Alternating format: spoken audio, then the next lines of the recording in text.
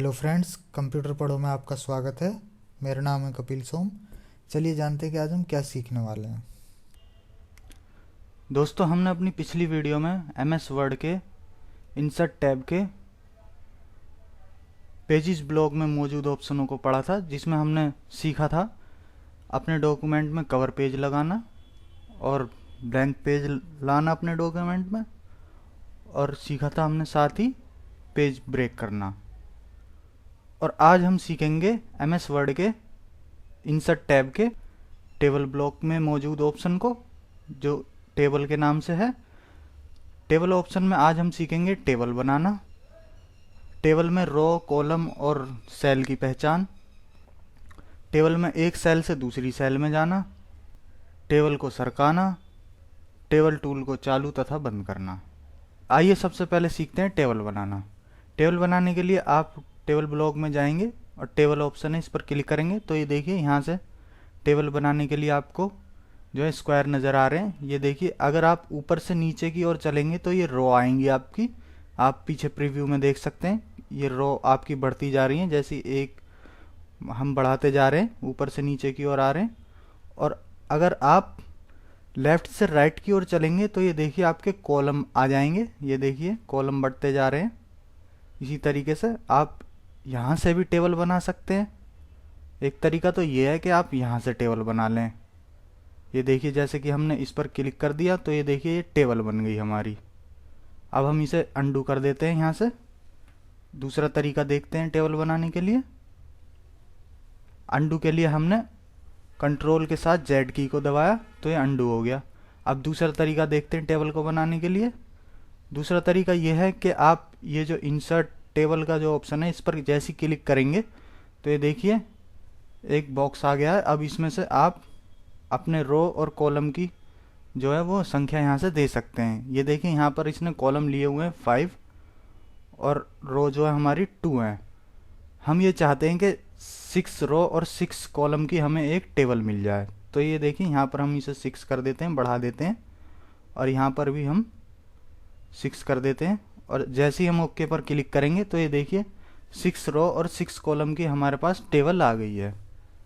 हम इसे दोबारा फिर से अंडू कर देते हैं और अगला तरीका देखते हैं।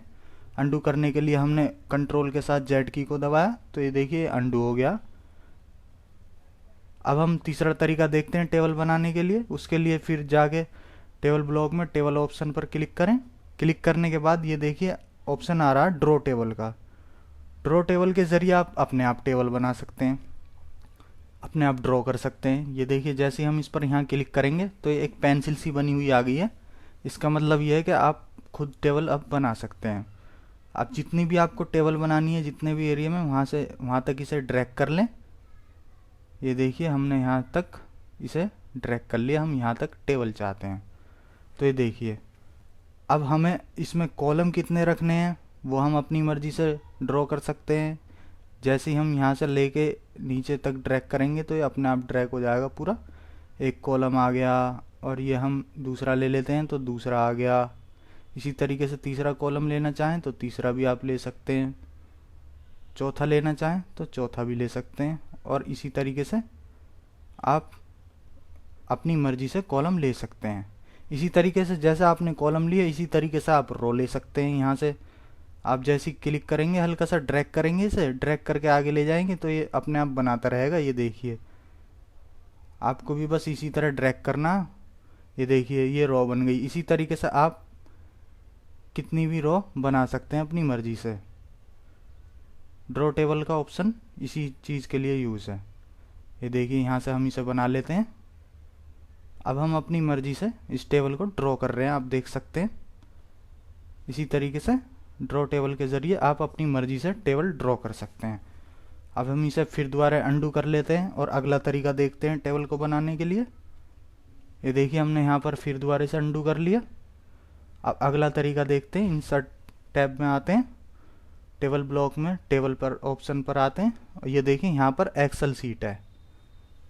एक्सेल सीट के ज़रिए आप अपनी एक्सेल की जो सीट है उसे इंसर्ट करा सकते हैं। वो भी एक तरह का टेबल का ही काम करती है। आप जैसे ही इसे यहाँ पर ओके पर क्लिक करेंगे तो आप देखेंगे कि जैसे ही आपने ओके पर क्लिक करा तो एक एक्सेल सीट आ गई है। एक्सेल सीट अपने आप में खुद ही एक टेबल होती है, तो आप इसे यहाँ से टेबल का यूज़ कर सकते हैं, एक्सेल सीट का। हम इसे फिर दोबारा अंडू कर लेते हैं और अगला तरीका देखते हैं टेबल को बनाने के लिए। ये देखिए हमने अंडू कर लिया। आइए अब हम अगला तरीका देखते हैं टेबल को बनाने के लिए। उसके लिए हम टेबल ब्लॉक में टेबल ऑप्शन पर जाते हैं और ये देखिए सबसे नीचे आपको दिखाई दे रहा है क्विक टेबल। क्विक टेबल के अंदर आपको बनी बनाई कुछ टेबल्स मिल जाती हैं, जिनमें से आप छांट सकते हैं और उसे मॉडिफाई कर सकते हैं, अपने अकॉर्डिंग लगा सकते हैं। ये देखिए हमने यहाँ पर ये ले लिया, तो ये देखिए इस तरह की टेबल आ गई है। आप यहाँ से अपना जो डाटा है उसे मॉडिफाई कर लें, तो एक क्विक टेबल आपकी कंप्लीट हो जाएगी। हम इसे यहाँ से फिर दोबारा अंडू कर देते हैं ताकि ये टेबल चली जाए। और अब हम सिंपली एक टेबल बनाते हैं जिसमें हमें 8 कॉलम चाहिए और 6 रो चाहिए। तो उसके लिए हम फिर से यहाँ आते हैं। हमें 8 तो कॉलम चाहिए और 6 हमें रो चाहिए। तो जैसा कि हमने आपको बताया था, ये जो आप ऊपर से नीचे की ओर बढ़ रहे हैं तो ये आपकी रो आती जा रही हैं। तो हमें रो चाहिए 6 और कॉलम चाहिए हमें 8। 3 4 5 6 7 8 पर हम जैसी क्लिक करेंगे तो ये देखिए हमारा जो है 8 कॉलम आ गए हैं और 6 रो आ गई हैं। ये तो हमने सीखा था टेबल बनाना। आइए अब हम रो, कॉलम और सेल की पहचान को देखते हैं। रो जो होती है हमारी लेफ्ट से राइट की ओर जा रही होती है। ये देखिए ये जो जा रही है ये सारी की सारी एक रो है। और हमारा कॉलम जो होता है वो अप से डाउन की ओर जा रहा होता है। ये देखिए ऊपर से नीचे की ओर। ये हमारा एक कॉलम है, ये हमारा दूसरा कॉलम है और ये हमारा जो है ये वाला हमारा तीसरा कॉलम है। इसी तरीके से ये चौथा कॉलम है, इसी तरीके से पांचवा, ऐसे ही हमारे सारे जो कॉलम है ये छठा और ये सातवां, ये आठवां, इसी तरीके से ये हमारे सारे कॉलम हैं। और ये जो हमारी सारी लंबी की लंबी जा रही हैं ये हमारी सारी रो हैं। आप देख सकते हैं कि यहाँ पर ये जो लंबाई में जा रही हैं ये भी हमारी एक रो है, सेकंड रो, ये हमारी थर्ड रो है, ये रो होती हैं। और इसके बाद आती है सेल। सेल बेसिकली क्या होती है? सेल जो होती है रो और कॉलम को जोड़ने वाली एक कड़ी होती है। ये देखिए यहाँ पर ये जो सिंगल है ये एक सेल है। इसे हम सेल इसलिए कहते हैं क्योंकि इसने रो और कॉलम को जोड़ दिया, यानी कि जॉइंट कर दिया, तो ये एक सेल होती है। सेल हमेशा याद रखें कि सिंगल ही होती है। ये देखिए ये दूसरी सेल है, यहाँ पर आप देख सकते हैं ये दूसरी सेल है और ये इसी तरीके से तीसरी सेल है यहाँ पर। इसी तरीके से आप इसे कहीं भी ले जाएं, रो और कॉलम का जो एक हिस्सा होता है वो होता है सेल। सेल कहलाता है वो। ये तो हमने सीखा रो, कॉलम और सेल की पहचान। आइए अब हम सीखते हैं कि एक सेल से दूसरी सेल में टेबल के अंदर कैसे जाया जाए। आप टेबल के अंदर एक सेल से दूसरी सेल में जाने के लिए दो तरीकों का यूज़ कर सकते हैं। एक तो आप माउस से जा सकते हैं। ये देखिए हम माउस से बता रहे हैं। माउस से जैसे आप मान लीजिए इस सेल में आना चाहते हैं तो अपने कर्सर को इस सेल पर ले जाएं और यहाँ पर क्लिक कर दें, तो ये देखिए आप इस सेल में आ गए हैं। और अगर आप इस कॉर्नर की सेल में आना चाहते हैं तो अपने कर्सर को यहाँ ले जाएं और यहाँ पर क्लिक कर दें, तो ये देखिए हम इस सेल में आ गए हैं। पॉइंटर हमारा इस सेल में टिमटिमाने लगा।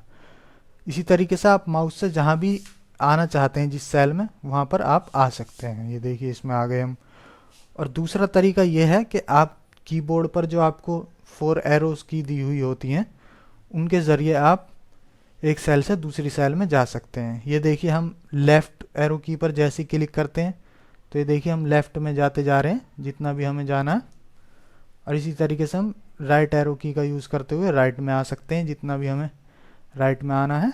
और इसी तरीके से हम अप एरो की का यूज़ कर सकते हैं ऊपर जाने के लिए। इसी तरीके से डाउन एरो की का यूज़ कर सकते हैं। ये देखिए डाउन एरो की के ज़रिए और अप एरो की के ज़रिए हम ऊपर नीचे आ सकते हैं। इसी तरीके से लेफ़्ट, और राइट हम आ सकते हैं किसी भी सेल में। ये तो हमने सीखा टेबल में एक सेल से दूसरी सेल में जाना। आइए अब हम सीखते हैं कि टेबल को सरकाया कैसे जाए अपनी जगह से। उसके लिए आप यहाँ पर देखें, टेबल के ऊपर आपको एक हैंडल सा दिखाई दे रहा है। जब इस तरह का हो जाए इस पर क्लिक करें और उसके बाद आपकी सारी टेबल सेलेक्ट हो जाएगी। उसके बाद आप इसे ड्रैग करते हुए कहीं भी ले जा सकते हैं जहाँ पर आप ले जाना चाहें। ये देखिए आपको डॉट डॉट डॉट टेबल के रूप में नज़र आ रही है। आप इसे कहीं भी ले जाना चाहे ले जा सकते हैं। मान लीजिए हम इसे यहाँ रखना चाहते हैं तो इसे यहाँ पर ड्रैग करते हुए लाकर हम इसे यहाँ छोड़ देते हैं। तो देखिए टेबल आपकी उसी स्थान पर आ गई है जहाँ आपने ड्रैग करके इसे छोड़ा था। मान लीजिए हम इसे और नीचे ले जाना चाहते हैं तो ये देखिए यहाँ पर हम इसे रखना चाहते हैं। तो हमने जैसे ही यहाँ पर छोड़ा इसे तो ये टेबल हमारी यहाँ पर आ गई है। इसी तरीके से आप इसे जहाँ भी ले जाना चाहें वहाँ इसे ले जा सकते हैं टेबल को अपनी को। हम इसे यहाँ छोड़ देते हैं तो ये देखिए यहाँ आ गई है हमारी टेबल। तो ये तो हमने सीखा टेबल को सरकाना। आइए अब हम सीखते हैं टेबल टूल को एक्टिवेट तथा डीएक्टिवेट करना, यानी कि चालू और बंद करना। आप देख सकते हैं कि जब हमारा जो पॉइंटर है इसके अंदर है टेबल के अंदर, तो ये देखिए यहाँ पर टेबल टूल्स नज़र आ रहे हैं और इसके अंदर दो टैब नज़र आ रहे हैं, डिज़ाइन का और लेआउट का। ये देखें ये पहले नहीं नज़र आ रहे थे, अब जब टेबल बनाई है तो तभी ये नज़र आ रहे हैं। और हमेशा याद रखें ये जब ही आते हैं जब टेबल बना लेते हैं हम, टेबल के साथ ये टूल्स आ जाते हैं, टेबल टूल्स। अब देखिए अब हम ये चाहते हैं कि हम इन्हें हटा दें, तो उसके लिए हम खाली ये जो विंडो आपको दिखाई दे रही है टेबल से बाहर कहीं भी क्लिक कर दें तो ये देखिए वो चले गए हैं, दोनों के दोनों टैब चले गए हैं और टेबल टूल्स का जो ऑप्शन था वो चला गया है। और अगर आप दोबारा अपने जो टेबल टूल्स है उसे लाना चाहते हैं तो उसके लिए आप अपने जो कर्सर है उसे ले जा करके कहीं भी क्लिक कर दें, वहाँ पर आपका पॉइंटर आ जाएगा। ये देखिए उसी के साथ साथ आपके टेबल टूल्स भी आ जाएंगे।